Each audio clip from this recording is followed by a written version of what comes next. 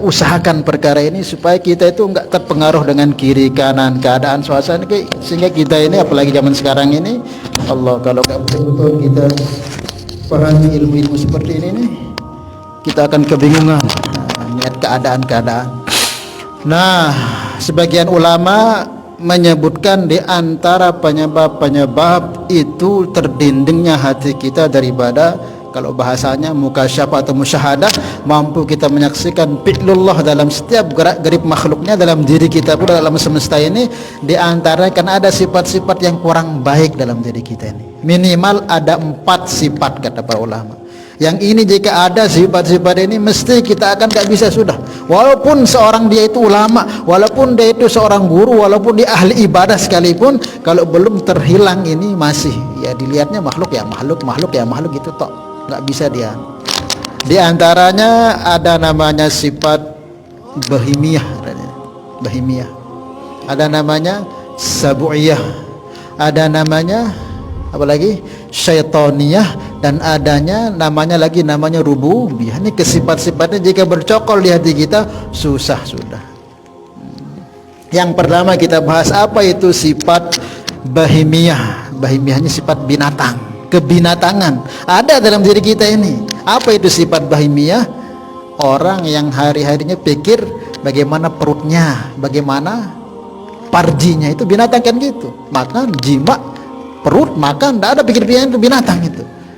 Kalau orang itu kalau hari-hari pikirnya bagaimana cari uang, bagaimana kenyang perut, bagaimana pikirnya itu, atau bagaimana terpuas hawa nafsunya, maka ini akan melakukan satu kesalahan yang namanya timbul nanti namanya riba, timbul namanya judi, timbul namanya usaha yang sampai meninggalkan perintah Allah, karena targetnya itu bagaimana bisa kenyang. Nah, jika ini kita ada dalam diri kita, ini diantara yang menghijab kita untuk bisa diberikan nikmat seperti itu tadi. Paham ya? Sifat bahimiyah, binatang ini kan kerjanya cuman makan, kumpul dengan istrinya, makan, tidur, kumpul dengan istrinya. Maka kalau ada manusia punya sifat seperti itu, pokok hari-hari sibuk urusan gitu saja. Nah, ini susah untuk mendapatkan derajat seperti itu. Paham ya? Sehingga nanti kalau pengen yang lebih, mesti dia akan melakukan hal-hal yang melanggar perintah Allah. Dia akan riba, dia akan tipu-tipu, dia akan judi, dia akan buat hal-hal yang penting dapat banyak. Paham ini ya? Nah, kemudian yang kedua ada namanya sifat sabu'iyah, kebuasan, seperti binatang buas itu. Apa itu sabu'iyah? Pokoknya kedak-kedak diri, marah-marah terus, maunya mukul salah sekecet dengan mele boleh belak, mele nempok. Ini sifat sabu'iyah sebagaimana binatang buas itu. Enggak peduli orang ini akan sengsara atau endaknya, pokoknya empah mau tempelek ya leganganku. Ini namanya sifat sabu'iyah. Ada enggak orang seperti itu? Pokoknya lamun dek kamu balas aja, pokoknya dek mana. Nah, ini namanya sabu'iyah. Nah, ini jika ini ada, susah juga Allah akan berikan kita. Itu harus kita hindari, itu sifat sabu'iyah, kebuasan.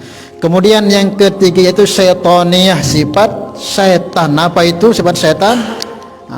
Hasad, itu dengki, masih terdengki dengan tabang kelebihan, masih teriri, terus tidak terdemen lek ye, terus tercuek lek ye, terus termasuk juga syaitaniyah itu apa? Berlagak soleh padahal enggak soleh. Berlagak soleh itu apa? Munafik lah istilahnya.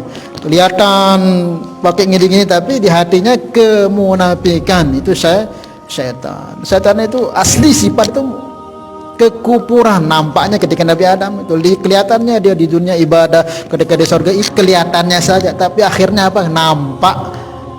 Karena ketika Nabi Adam diciptakan itu diperintahkan sujud, ternyata enggak mau sujud, ternyata semua itu hanya ikut nafsunya tok. Itu iblis punya sifat itu.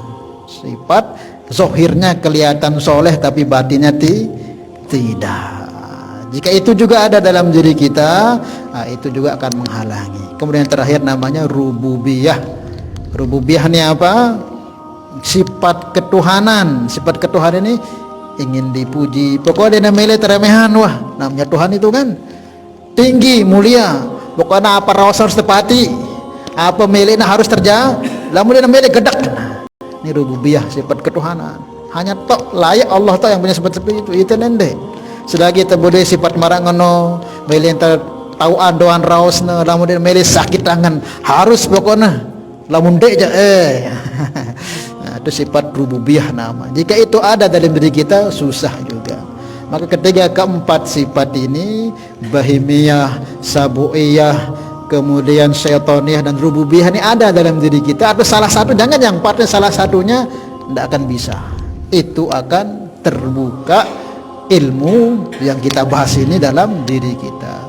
Maka sifat yang bentuk apa? Sifat abdiyah namanya, sifat kehambaan.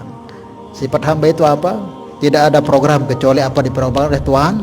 Namanya hamba itu nggak punya program. Kalau hamba punya program, berarti bukan hamba, orang merdeka namanya.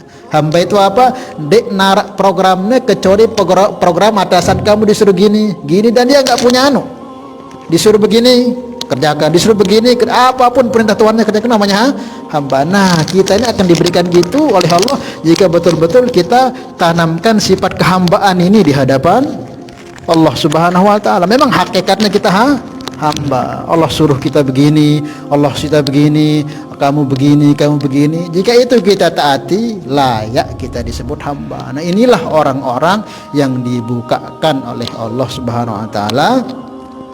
Apa yang kita kaji ini yang berupa terbukanya dinding sehingga hati kita ini bisa melihat dalam setiap gerak-gerik makhluknya, dalam dirinya, dalam kawannya, dalam anak istrinya, dalam alam semesta ini. Sebelum dilihat gerakan itu terjadi, maka dia pandang di sana ada kudratullah. Ini orang memuji saya karena digerakkan oleh Allah untuk memuji saya. Berarti saya ini diperintahkan untuk supaya jangan takabur. Ada orang menyaji kita, maka kita tengok ini digerakkan dia oleh Allah Subhanahu wa taala untuk nyaji saya. Berarti saya diperintah oleh Allah untuk sabar. Dia muamalahnya dengan Allah sehingga walaupun dicaci dia tidak akan marah dengan itu karena dia muamalah dengan Allah sehingga bersih. Tapi kalau enggak gitu ya ante lah sehingga kotor terus hati. Enggak akan bisa sudah. Paham maksudnya ya? Nah, itu diantara maksudnya hikmah ini. Jadi ada sebab kita sendiri dalam artian yang menghalangi. Jangan pernah katakan Allah menghijab diri, enggak. Allah itu enggak ada satu makhluk pun yang mampu menghijab Allah. Kitalah yang menghijab diri kita ini tidak sampai kepada Allah dengan banyaknya dinding-dinding atau kotoran-kotoran yang menghijab hati kita untuk bisa sampai kepada Allah. Termasuk diantaranya yang 4 itulah tadi.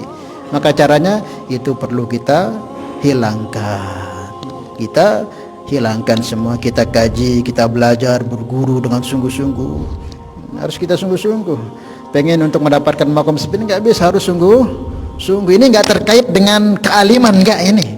Ini anugerah Allah. Bagi siapa yang mampu, walaupun dia awam mampu menjaga, mengamalkan ini, dikasih itu hadiah. Marifat itu hadiah Allah, hadiah itu. Siapa yang sungguh-sungguh akan diberi. Paham maksudnya ya? Supaya kita enggak berarti harus ulama aja, enggak. Allah itu maha adil. Kalau ada bukan dia orang alim, walaupun dia orang awam, dia betul jaga diri jadi maksiat, jaga hatinya supaya enggak kena ini. Dia betul-betul jaga, akan dikasih oleh Allah. Paham maksudnya ya? Wallahu a'lam bishawab. Karena Allah itu